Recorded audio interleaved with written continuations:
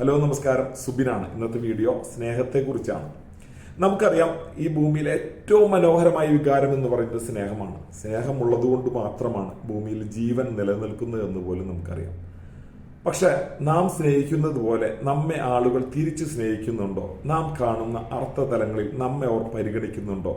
നാം നൽകുന്ന പ്രാധാന്യം അവർ തിരിച്ചു നൽകുന്നുണ്ടോ എന്നൊക്കെ വളരെ സംശയമുള്ള കാര്യമാണ്. ഇത് തിരിച്ചറിയണമെങ്കിൽ പലപ്പോഴും നാം വല്ല പ്രതിസന്ധികളിലൂടെ കടന്നു പോകണം. നാം വല്ല അപകടങ്ങളെ തരണം ചെയ്യണം. ഇത്തരം അവസ്ഥകളിലാണ് നാം തിരിച്ചറിയുക ആരാണ് നമ്മളെ യഥാർത്ഥത്തിൽ സ്നേഹിച്ചിട്ടുള്ളത്, ആരാണ് നമ്മളോടൊപ്പം ഉള്ളത് എന്ന് തിരിച്ചറിയാൻ കഴിയുക. ഇതിനെക്കുറിച്ച് ഒരു കഥയുണ്ട്, ആരാണ് നമ്മളെ സ്നേഹിച്ചത് എന്ന് തിരിച്ചറിയാൻ. ഒരു മായക്കണ്ണാടി ഉണ്ടായിരുന്നു മഹാഭാരതത്തിൽ. ഈ മഹാഭാരതത്തിലെ മായക്കണ്ണാടിയുടെ പ്രത്യേകത എന്ന് പറയുന്നത്, നാം സ്നേഹിക്കുന്ന വ്യക്തികളെയാണ് എന്ത് ചെയ്യുക ഇതിൽ കാണാൻ കഴിയുക. സാധാരണ കണ്ണാടികളിൽ നമ്മളുടെ പ്രതിബിംബമാണ് കാണുകയെങ്കിൽ ഈ കണ്ണാടിയിൽ നാം സ്നേഹിക്കുന്ന വ്യക്തികളെയാണ് കാണാൻ കഴിയുക. ഇത് കിട്ടിയത് ഹിഡുംബിക്കാണ്, കാട്ടിൽ നിന്ന്. ഹിഡുംബി കണ്ണാടിയിൽ നോക്കിയപ്പോൾ കണ്ടത് ഭീമനെയായിരുന്നു. ഹിഡുംബിക്ക് ഒരുപാട് സന്തോഷം തോന്നി. കാരണം താൻ ഏറ്റവും സ്നേഹിക്കുന്ന, താൻ ഏറ്റവും കൂടുതൽ ആരാധിക്കുന്ന ഒരു പുരുഷനെയാണ് ഇതിൽ കണ്ടത്. ഹിഡുംബി സന്തോഷം മറച്ചു വെച്ചില്ല. അപ്പോൾ തന്നെ ഈ കണ്ണാടിയുമായി ഭീമന്റെ അടുത്തേക്ക് ഓടി.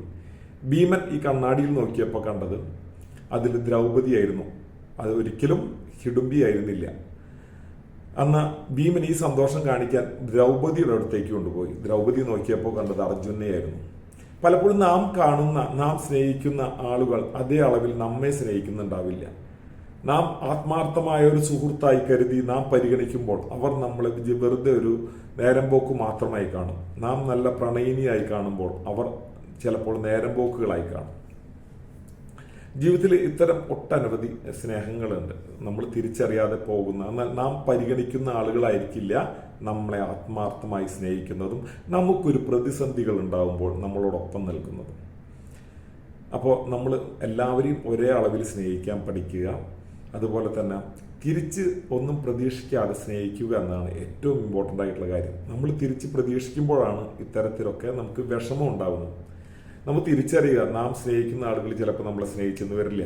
നമ്മൾ അവരുടെ എന്തെങ്കിലും പ്രത്യേകത കൊണ്ടായിരിക്കാം നമ്മൾ അവരെ ഇഷ്ടപ്പെടുന്നത്. അതുകൊണ്ട് എല്ലാവരും സ്നേഹത്തോടെ ജീവിക്കാൻ ശ്രമിക്കുക.